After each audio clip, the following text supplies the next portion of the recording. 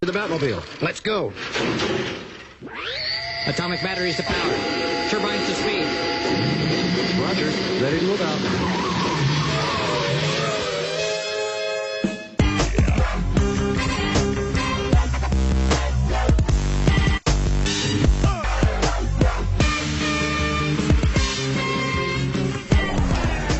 Hey, basement boys and girls. Welcome to Basement Boy Banter, episode 34. And I know it's 34 because tonight, technically tomorrow, I turn 34. So we're doing our 34th episode on my 34th birthday, technically. Woo! Exactly. Yes, round of applause from the crowd. Thank you. Didn't we do the Wasn't 22nd? it your on your birthday? I thought so. We did the 22nd What are episode the on your odds? 22nd birthday. We're doing the 34th episode on my 34th birthday. So, yay. I'm fate. old. Great. Oh, yeah. I'm Thor. He's Brian. We're Basement Boy Banter. We recap the week in nerd. So, let's do this. Kind of a decent week in news and stuff. We got a little trailer we're going to get to. But let's first get some rumors out of the way. We got some Guardians of the Galaxy 2 rumors going around. So the big question from Guardians 1 was, who's Star-Lord's father? Mm-hmm. Right? I mean, because who's his dad? Who's my daddy? You know what I mean? He's pretty much an orphan child searching for his father, like so many children in America. Sad. But wah wah. What was I gonna say about that? Oh, so the rumor going around is I started thinking about fatherless children and I got sad for a moment. This is off to a weird start. Sad episode. Wah wah. What were we talking about? Oh yeah, Guardians of the Galaxy 2. Star-Lord's dad. Who's his dad? We don't know. We might know, and it might be Captain Marvel or Marvel. He's a Silver Age character. So not the Captain Marvel we've been talking about for months about Ronda Rousey or Emily Blunt or Olivia Wilde or actress X wants to play Carol Danvers Captain Marvel. Different Captain Marvel. He is a Kree. So he's an alien. Right. Kree are responsible for the Inhumans. So he's got, Inhuman-like powers. He's the one who bestows his powers onto Carol Danvers, so it makes sense as to introduce him into the universe before we get to Captain Marvel. Right. I think it's who his dad originally was in the comics, was Marvel or Captain Marvel, and not Shazam, Captain Marvel, DC. This is a completely different character. Like, got a white and green suit when he first came out. And then he got changed like a bluish suit at one point. He's had a few different ones, but he's a Kree. He's blue, because the Kree are all blue or whatever. Right. What do you think about this? You think you like it? You don't like it? I think it's a smart point to kind of get two lores out of the way, but do it in an interesting fashion. Right. I don't necessarily know if it's going to mean much other than that. You know what I mean? Because it's kind of like superfluous backstory. I mean, it serves a purpose, but at the same time, I mean, it'd be a pretty big inclusion if he does, Star-Lord meets his dad, finds out it's his dad. His dad ends up giving his powers to Carol Danvers. She becomes Captain Marvel. And it's going to really tie. What that could do is that's the tie from cosmic to Earth. Other than the Infinity Stones. Well, other than Infinity Stones and Star-Lord himself, which is a direct tie to Earth because he's an Earthling. Mm-hmm. But it's another way to bring it all back around. Right. Make it easier to bring Guardians of the Galaxies to Avengers or whatever. It gives them a reason to maybe... Because I think Captain Marvel comes after Infinity War Part 2 or in between Infinity War Part 1 and 2. So what if Infinity War Part 1... We see Marvel and the Guardians show up. Thanos is on the way. Let's say they have a battle with Thanos, and then Marvel gets damaged or gets hurt. They get to Earth. He meets Carol Danvers, bestows his power onto her. That would be, and I'm sure they've already got everything already figured out. So they're way smarter than us, so they already have this. It would be pretty out. Cool to do Guardians of the Galaxy and Captain Marvel. The first Infinity War, and then the second one's the Avengers. So it's like each. So it's like there's two separate movies. Well, I mean, but it's all about the battle. So when the Avengers fight Thanos, it makes sense because he's weakened from already fighting a huge, strong team. Right. So it's not like, oh, the Avengers beat this invincible guy. It's like, oh, the Avengers and the Guardians beat this invincible guy. But you don't have to necessarily put them in the same movie yet. Just have Captain Marvel be sort of that tie-in and tie the two separate movies. So you could have a space Thanos-y movie and then an Earth attacking Thanos-y movie. Hey, it could work. It's definitely in the realm of possibilities. If we called it, I'm going to be so excited. That'd be great. I'd be pumped about that. So let's talk about some really, really shocking news. I want everyone to brace themselves for the news I'm about to tell you because it is disturbing. It's nobody could have seen this coming, and it's going to hurt you all deeply when I tell you this. Fantastic Four has been canceled. And they pulled it off the movie slate. I know. Weep a tear for the original family of Marvel. But it looks like Fantastic Four, dead. Which, I mean, obviously, I was being facetious when I said all that. Because who didn't see this coming? I mean, realistically, with how poor X-Men... How canceled is it? It's canceled. Like, canceled like they're going to reboot it again? Or canceled like they're in the talks to giving it to... Nobody knows. They didn't even go out and tell anybody. All they did is they removed it from their list of upcoming movies. So it's not part, you know what I mean? Like it's not coming out in like 2 years in 2017 when it was supposed to. Gosh, I mean that really doesn't. They put in another movie. No, it doesn't. But I mean, honestly, what's Fox gonna do with it? Fox is going great with X-Men. They got X-Men rocking and rolling. Deadpool looks great. I like what I'm hearing about Gambit. We just talked about Doug Liman last week. Edge of Tomorrow. It might not be a bad idea to just drop it. To just give it to Marvel and focus. I've heard this isn't my idea. This is an idea I've heard from people who are smarter than me, and I'm kind of copping it a little bit. But what if they went to Marvel and like, hey, we'll give you Fantastic Four, but give us like the video game and the merchandising rights to X-Men? Because you notice you never see X-Men toys, right? You never see X-Men video games because. Well, they're like killing the X-Men off in the comics. Like Marvel's doing everything it can to minimize the X-Men, and then maximize the Inhumans because that's who they want us to focus on. Right. Because that's their plan. That's their property moving forward. Or they could be really smart and use Fantastic Four as a bargaining chip, kind of like how Sony let. Here's the problem though. Unlike Sony, Fantastic Four, I think it's like 2 or 3 years. If they don't have something in production, like have a movie in production, the rights lapse and go back to Marvel anyway. So Marvel's just in a position of we don't really need to do anything. But that's why they can use it as they don't have to make a deal with Fox because they can sit there and just be like, as soon as the time runs out. But that's the thing. Okay, so 2 years, that's worth 3 years. That's worth not spending any money on Fantastic Four. Right. But what if you didn't have to spend any money on Fantastic Four to begin with? What if they said, okay, stop screwing the X-Men. We'll let them be in Avengers, kind of like you got the deal you have. See, they wouldn't strike that deal. They wouldn't strike a deal like Sony did. If it was, they would for maybe just Fantastic Four, but X-Men's fine. I like the direction X-Men's going. X-Men's fine. It doesn't need Marvel doesn't need it. I don't think nor want it at this point in their right.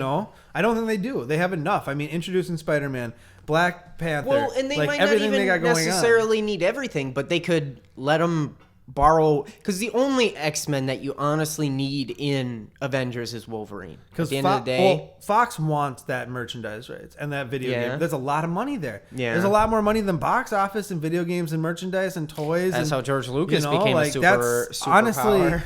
That's where all the money is. So that's a much bigger carrot for Fox than anything else. Which is true. Yeah. So. But I mean, obviously, it's not surprising that it's got shelved. Sorry, Fantastic Four. Hope you go back to Marvel or something happens to you. But see, I'm wondering, what if they make let's say they make a Silver Surfer movie, or they do a Doctor Doom movie, or if they do a movie about a character in the universe, I think that still counts. So who knows what Fox is planning? Because I don't think they want to let the rights go back to Marvel. But they failed 3 times. The first 2 Fantastic Four movies suck, and the newest one sucks donkey balls. So they just keep tanking at the box office. They can't take any more hits. It's cost them more to own Fantastic Four. Right, that IP is technically costing them money at this point because it's not producing any revenue. So Fox doesn't really want it. Marvel doesn't need it. So if it comes back, great. But You know what? Next phase is right around the corner. Phase 4. And we have 3 unannounced movies in phase 4. So could we be getting Fantastic Four? Maybe. I'd be really interested to see what happened. I'd be interested to see if Fantastic Four is even a property you can make a good movie on. I mean, at this point, I don't think it matters what Fox does with it. Mm-hmm. No one will go to see it because the brand is so damaged right now that I think the only way people would give it a chance again is if they knew it was like Marvel Studios doing it. So, but we'll see what happens to Marvel's first family. I'm sure soon. So let's move on from there real quick. We got a couple BVS little nuggets. So we got a sneak peek debuting tomorrow night with Gotham of Batman versus Superman. And we got a toy that leaked that's got me very, very, very nervous. The toy. Let's talk about the toy real quick. So the toy is a Batman in armor, and a Superman, and then a giant green armored Lex Luthor. And yes, I don't even comment. I know Lex Luthor has worn green armor with the purple middle thousands of times in the comics. It's like a classic armor for him. And this armor looks like an upgraded version with a helmet. It doesn't look Iron Man-esque. It looks more tankish than that. I don't want Jesse Eisenberg in a mech suit fighting Batman and Superman. I don't want to see that. I have no interest in that whatsoever. Well, just because it's in the toy doesn't mean it's what's going to happen. There's plenty of toys that have stuff that has nothing. But it's got me concerned. Tell me, this will answer your problem, your concern. Would you play with a Jesse Eisenberg toy? No. Okay. Would you play with a giant green robot toy? If I was a kid? Yes. Well, yeah. It's a giant green robot. If you were a kid, how many action figures do you have? That's what I thought. I'd care not to comment. Yeah, that's what I thought. So you would play with a giant robot versus just Lex Luthor. They can't make a Lex Luthor toy. Right. No, I get That's a third of the movie. I get what you're saying. So let's fingers crossed that's it. But the toy, whatever. The sneak peek, I'm curious. Is it going to be Batman like centered? Is it going to be? I would imagine not Superman centered. I mean, we heard we were getting sneak peeks with Supergirl and Gotham. Now it looks like we're only getting the Gotham one. I don't know. I mean, I guess we'll see what happens with the sneak peek. But if they were smart, I'm not watching Gotham just to see the sneak peek. I'll wait till it goes online like 20 minutes or like 5 minutes after. If they were smart, yeah, because Supergirl's just done horrible. So there's no point in putting Superman on that. You're not going to get enough people to watch. If they were smart, let's say there's 2 commercial breaks in Gotham. I don't know how many commercial breaks there are. Oh, there's many more than that. Let's just say 2. Okay. One break you have the Batman one break you have the Superman one. Throw them both on Gotham. Do it both on there, yeah. You'd get more sight. Do the Batman sneak peek, or do the Superman sneak peek like in the beginning of the show. The Batman sneak peek in the middle, and then at the end have the new trailer. That's what I would like. But I'm sure it's just gonna be like one little snippet, probably towards the end of the show. I'd almost guess last commercial break before the show ends is when they show the sneak peek. I'll almost guarantee it. If you watch Gotham tomorrow night, well, this won't be up by then. But anyways, whatever. Well, it won't. Yeah, but they can still tell us where it I'll fell. know by then. You're gonna Google where it fell in their commercial breaks. Well, I'll know when it comes up online, because it'll come up online. It'll literally come up online 1 minute after it shows. It might even be online before. Who knows? So we got a little trailer to talk about. Legends of Tomorrow. No, I'm just kidding. We will talk about Civil War, but let's talk about Legends of Tomorrow because there was a new trailer for that show. If you're not sure what Legends of Tomorrow is, let me give you a quick rundown. So we got Arrow, we got Flash, CW going awesome. White Canary, the Atom, Captain Cold, Heat Wave, Firestorm. They've introduced a lot of these characters in these. Now they're getting their own team up show where they travel through time to stop Vandal Savage. The Hawks are both going to be there, Hawkman and Hawkgirl. What did you think of the trailer? It wasn't bad. I liked, I was kind of like, that looks neat. But at the same time, it wasn't so exciting that I'm like, oh, I am. I mean, it wasn't like when we watched the Jessica Jones trailer where I was like, I am watching this. It was kind of like, not quite Supergirl bad, but it was like, meh. it looks good. It looked The cheese. people who It looked watch cheese it- heavy. The people who watch it will probably like it, but it's not. It didn't draw me in enough to make me want to start watching it. But it wasn't bad enough that like if I watched Arrow and Flash, Right. I would probably watch it. You know. So it apparently premieres early January or mid-January, 16th, 21st. I've heard a couple different dates. The trailer says the 21st, so let's just say mid-January. I thought it looked cool. I mean, it looked interesting. I thought some of the stuff looked really cool. I liked what they're doing with Hawkman and Hawkgirl and like how they were fighting and like they were in like a hotel room and then they're like lunging at each other like ready to brawl or whatever. And they said something about couples therapy and stuff. There was some dialogue in the trailer that I was like, I'm already a little iffy on that. But overall, it looks interesting. I'll check out the first episode and we'll see. You know, nothing. There's only 2 shows that have hooked me. Well, okay, aside from the Netflix shows, there's only 2 shows on TV that we watch every single week. Ash vs. the Evil Dead, Star Wars Rebels. That's the only 2 I'm keeping up on. Agents of S.H.I.E.L.D. is 4 episodes deep on my DVR. Flash, I'm still on season 1. Arrow, let's not talk about. Supergirl, I watched the first episode, so not for me. I'm good. So there's only really 2 shows I keep up on. So it would have to be pretty spectacular for me to be like, I'm going to watch this every single week and talk about it on the show. So probably not going to happen, but you never know. But I liked the trailer. It was a fine trailer. It wasn't horrible. You didn't knock my socks off. It definitely wasn't the best TV show trailer I've seen. It wasn't the best trailer I saw this week. I'll tell you that much. Yeah. We'll get to that in a second. A couple more things here. Some Star Wars stuff. Imagine that. Star Wars stuff on this show. I know. And like it never happens. So there's a couple pieces of news. Mark Hamill's in episode 8. Whoa. Alert the media Lindbergh baby. Kimmel had a huge special on earlier this week with a bunch of Star Wars stuff. There's some trivia with this little kid owning the cast from Star Wars. That was pretty cool. Mm-hmm. We have a new TV spot with you actually get to hear Snoke's voice. What's that beeping? There's a TV spot where you get to hear Snoke's voice. There's a couple new shots, nothing really substantial. We got Empire Magazine came out with some new shots, a bunch of covers, stuff like that. It was, every week. We got like 3 weeks till Force Awakens. Right. You know, honestly, from tomorrow, it's like 17 days until the Force Awakens. So 2.5 weeks barely. So you're gonna this is the push. This is the big push. The thing on Kimmel was cool, but it wasn't. The thing on Kimmel was cool, but it wasn't for like hardcore nerds. It was for like my parents. You know what I mean? And people like that. People will watch talk shows later, right? Because I don't.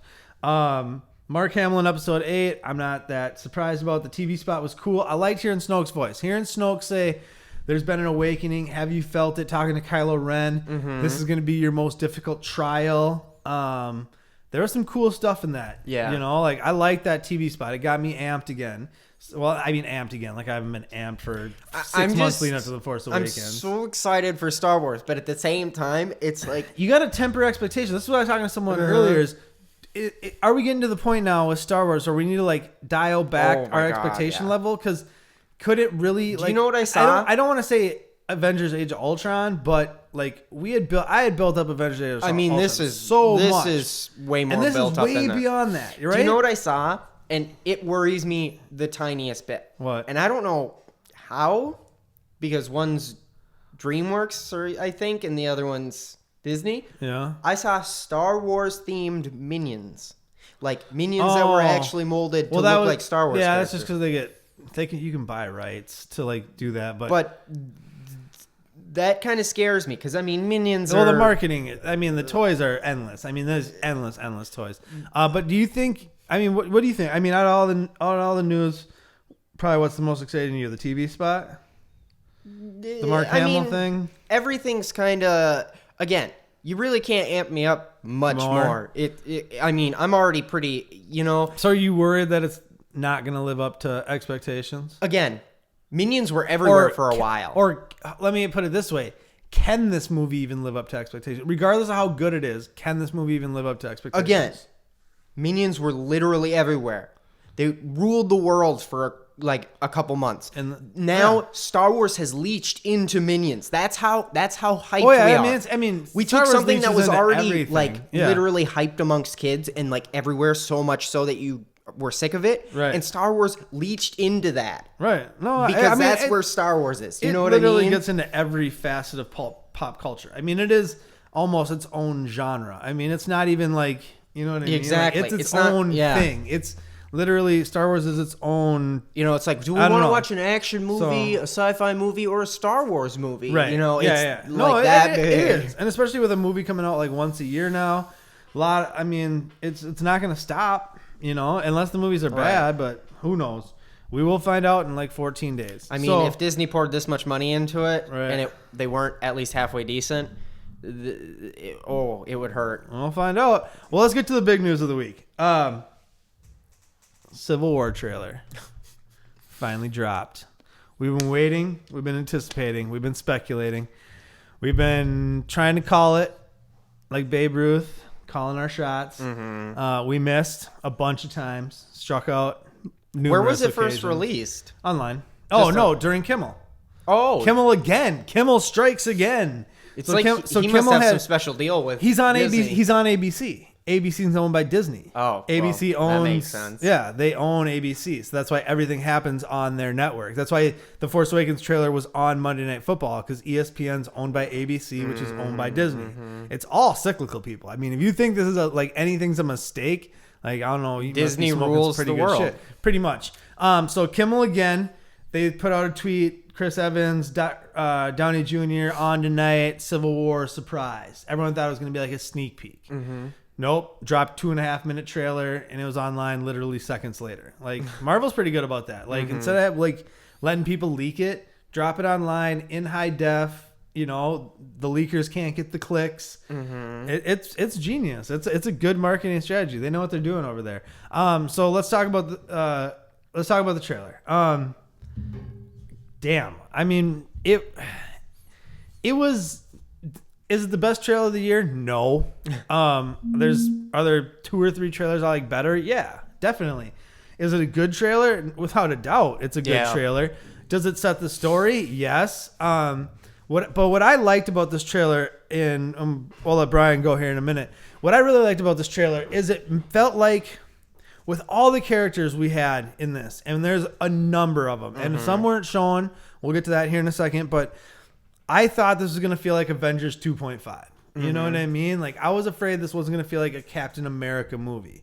And the trailer really went out of its way to tell you this is Cap's story. Yeah. This is, yes, Iron Man's in it. Yes, Falcon's in it. Yes, Hawkeye's in it. You know, Black Widow. Like, all these people, Spider-Man, Vision, Scarlet Witch. But it's a Captain America story.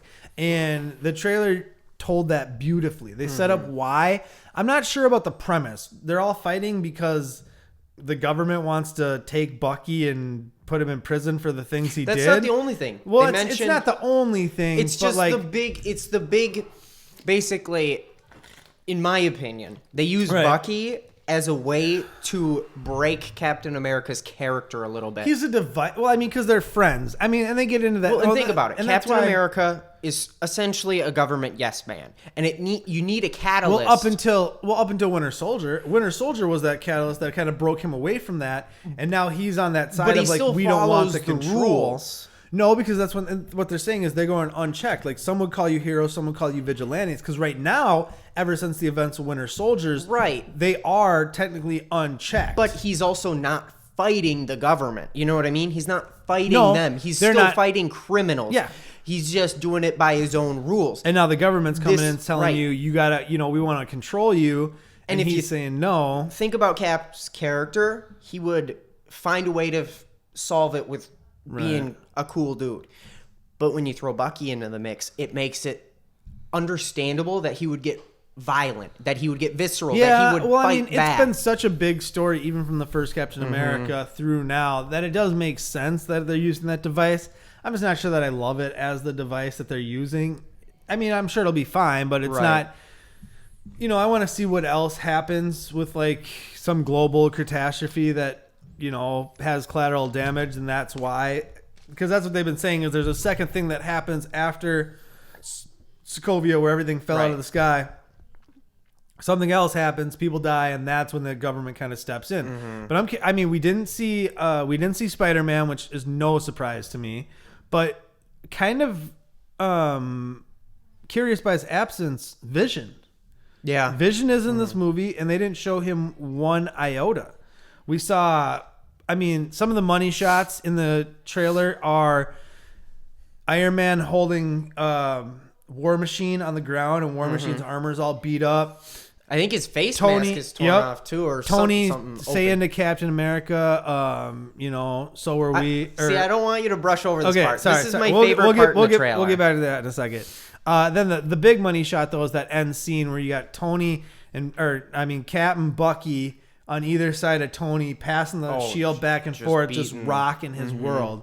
You get to see Black Panther for the first time. That's really cool. Like he looks awesome. You does, see yeah.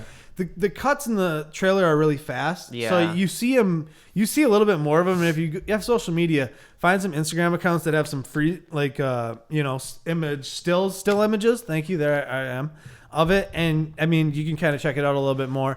So now I'll let Brian go, because Brian does have a favorite part. It is one of the greatest parts of the trailer. I'll set it up for you, then you can say why you love it so much. So okay. Cap's kind of like, I wouldn't do this, but me and Bucky are friends. And then it cuts to Tony's face inside his suit, and he said, "So were we."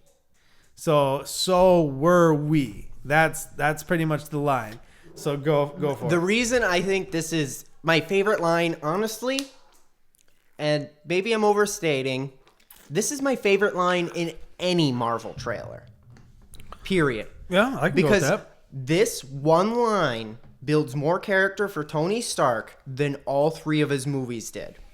Because the movies, he's an asshole. Let's just be frank. Yeah. That's his character. Right. And we love him, he's quick-witted and whatever. But it's very rare you get an honest to God, genuine, feels real moment with Tony Stark where you see past that. There's a few parts here and there, but where he really opens up his heart, or not his heart, but like he opens up his emotion. Right. Like Tony Stark, the character, and Iron Man, the suit, are actually very, there's tit for tat.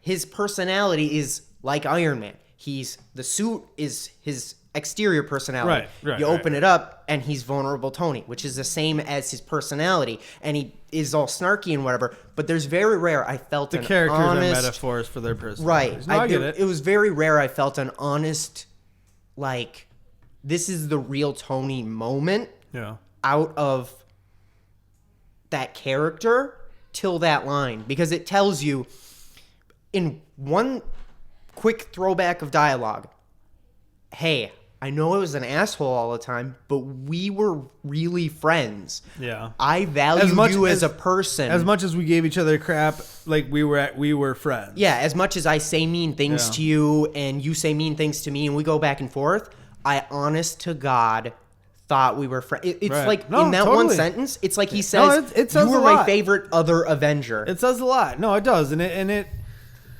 kind of answered maybe one question for us when we were worried about stakes. What are the stakes of this movie? You know what I mean? Are they fighting to kill each other, hurt each other? Or is this, scrimmage in the backyard? So, honestly, we don't still know yet. There's no Ant-Man in the trailer either. No Ant-Man, no Vision. No Spider-Man, obviously. Yeah. Who else was missing? We saw Thunderbolt Ross. There was no. We saw Falcon. We saw Scarlet Witch. When they were running and she's using her powers to like levitate herself. We saw her just for a brief second. I missed that. We didn't see Hawkeye. No. At all. No Hawkeye. So it'll be. Smart move. Remember how you said the trailer felt like a Captain America trailer? Movie. Yeah. They kept the heroes to a minimum. You saw Black Widow, who's been in every Captain America movie except the first one. Right. And she had a huge part in Winter Soldier. You saw Bucky again tying you back to Winter Soldier. Falcon tying you back to Winter Soldier. They show Iron Man because we know he's in there. He's the second most important character, pretty much. You have to show You got to show somebody new. So Black Panther's the obvious choice. So yeah, I mean, honestly, it hit every note. It was beautifully crafted trailer. It's a great trailer. Honestly, it's my third favorite trailer of the year. Still, favorite trailer of the year is probably Batman vs Superman, the Comic-Con trailer. Yeah, that's probably my favorite trailer of the year. Batman vs Superman, Star Wars, Civil War, Suicide Squad, Daredevil. If I had to list my in a row 5. Daredevil? Or I mean Deadpool. Deadpool. I was gonna say. Sorry. You like that? You like the TV show I trailer? confuse that one a lot. Yeah. I do that a lot in my head. They both wear red But suits. the Deadpool one probably. I mean, I'm waiting, and we still haven't seen X-Men Apocalypse. That's the other one. Oh, and you know how all these movies are supposed to be premiering trailers during Force Awakens? Add one more to the list. Teenage Mutant Ninja Turtles 2 is supposed to premiere trailer during Force Awakens 2. So, and I'm looking forward to that. I like the first. I like the first. Directed again by Michael Bay didn't direct it. He produced. Sorry, he never directed. He might as and well.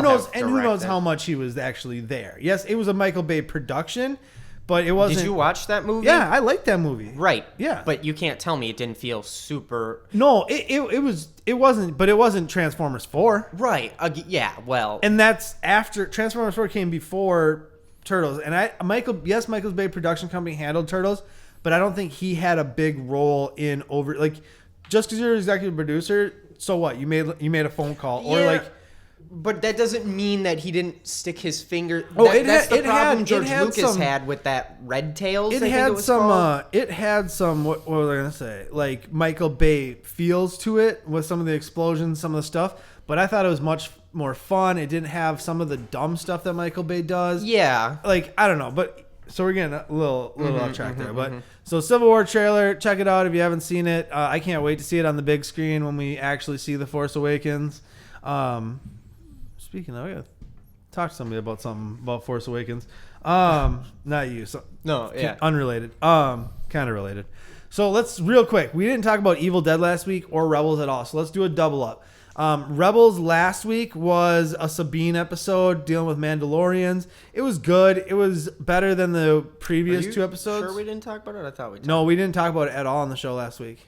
Yeah. No, we talked about yeah, because Battlefront. The Rebels, we were like, okay, so the next episode's going to be blank for Rebels because they just did a bunch of characters. 2 weeks ago. No, because we talked about the Bounty Hunter one. I thought. No, we talked because all we talked about last week was Jessica Jones, Battlefront, Fallout 4.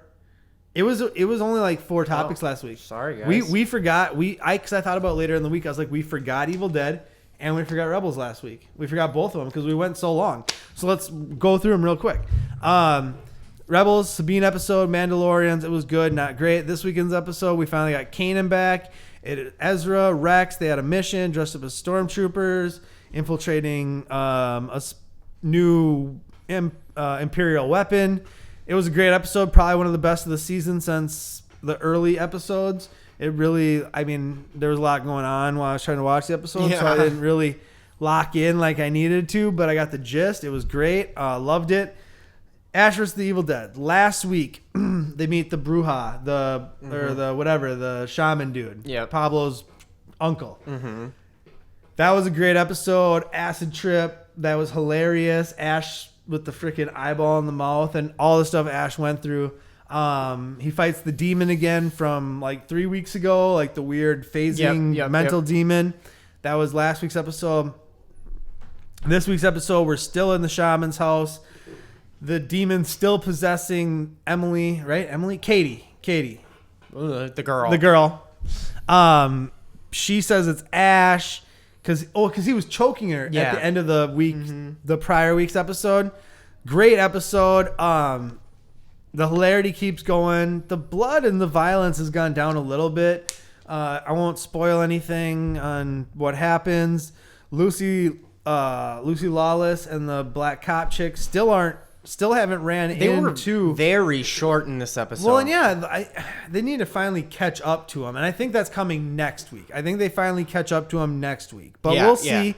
It looked like it. We're halfway through the episode or halfway through the season on Ash, we're almost halfway through the season on Rebels, so we'll keep doing this. Instead of doing Spotlight, that's why we're kind of doing these recaps at the end of the shows.